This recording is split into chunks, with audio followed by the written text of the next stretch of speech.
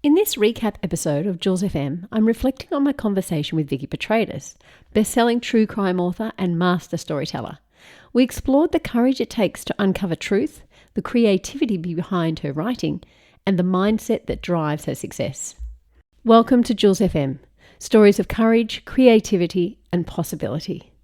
I'm Jules, and in each episode we dive into the real conversations behind extraordinary achievements, the mindset shifts, strategies, and what it takes to create your best life. I really enjoyed my chat with Vikki Petraitis. Her 35-year span as an author has resulted in some huge successes, but my resounding takeaway was that some people don't choose their path. They recognize it. Vikki never set out chasing fame or success, she said. She didn't follow a formula or carefully mapped out plan. She followed a deep, steady knowing that she was a storyteller. And she completely trusted it. Even when it took years, even when recognition came slowly, even when rejection arrived on the same day as success early on. Before all of this, Vikki was a teacher, someone I had the privilege of working with, but someone who was deeply curious about people, stories, and the way we make sense of the world. And that curiosity, that persistence, and that quiet confidence in who she was is what helped her shape a career that she's built on integrity, impact, and staying really true to her craft. Vikki never sat down and decided she was going to become a writer one day.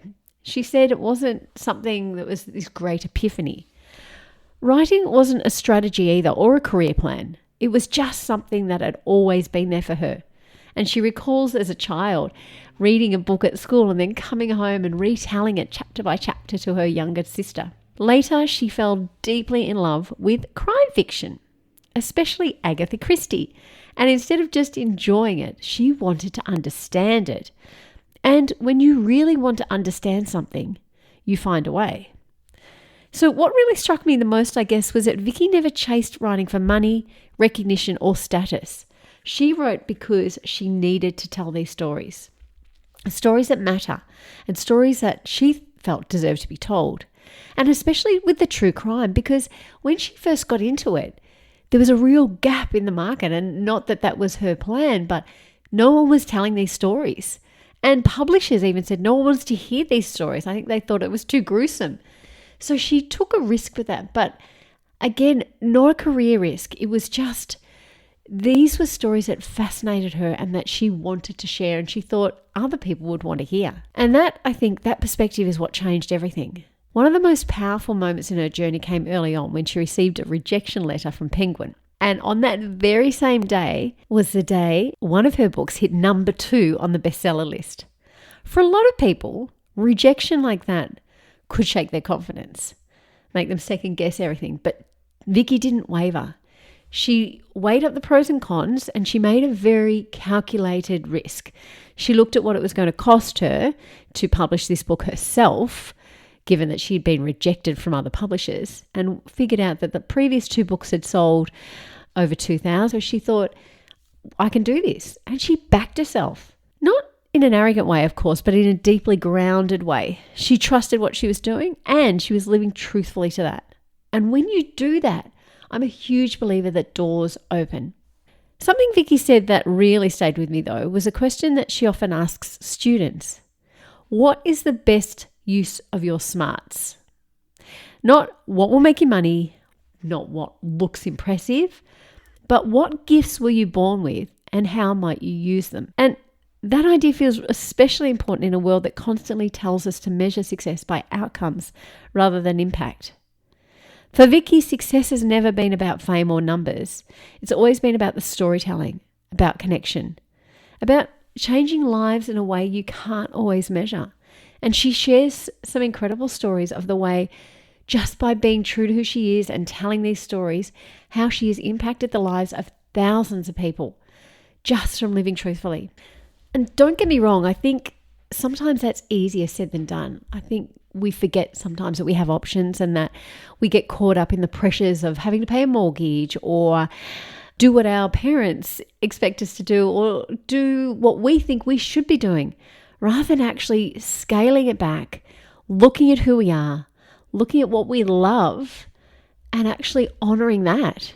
And I tell you what, I think when you do that, when you follow who it is that you believe you are and what skills you have to bring to this world, and also how can you be of service to others, I think that's when the magic happens. And I think people recognize that honesty, that you are doing something because it's so genuine to you and not because it's something you should be doing or feel you should be doing. Vikki also spoke about motivation, and she said it's actually never really been an issue for her because she writes every day, a little bit consistently, and she tracks her progress and she can see the words adding up. But she said that she's never had a problem getting up and finding the impetus to actually do something or to be chipping away at what she loves. And she said she has a number of projects going at the same time, which means that perhaps if she loses a little bit of inspiration in one, she can go and move on to her podcast writing or something else. But every day she wants to be doing something to contribute to her career and her life because it is such a true passion. And I think that's incredible. And I think it's very true. The saying is, when you're doing something you love, it doesn't feel like work. And I think Vikki's a perfect example of that. She also spoke about how she responds when she sees other people succeed. And two opinions, she said. You can think, that will never happen to me, or if it's possible for them, it's possible for me. And she chooses the second one every time. And I think either way, whichever one you choose is going to be right. If you don't think it's going to happen to you, it won't. I think that's that power of manifestation. But if you believe that it's possible for you and that it will happen and good things can happen, then that will be true. Other people's successes don't threaten her. She said it expands her sense of what's possible. In her words, every other author's success is your success. And I think that sense of looking at the world is so important because it breeds positivity and it breeds opportunity. What I loved most, though, was that even now, after awards, bestsellers, podcasts, and opportunities, Vikki doesn't talk about having made it. Like, she doesn't believe that that's it. She said success for her never stops. There's always another story, another challenge, another way to grow, and that you don't ever get to the top of the mountain and think, I'm it, I'm done. I think you look around and you think, wow, okay, there's another mountain I can climb, or there's a bigger one, or there's something else I can do.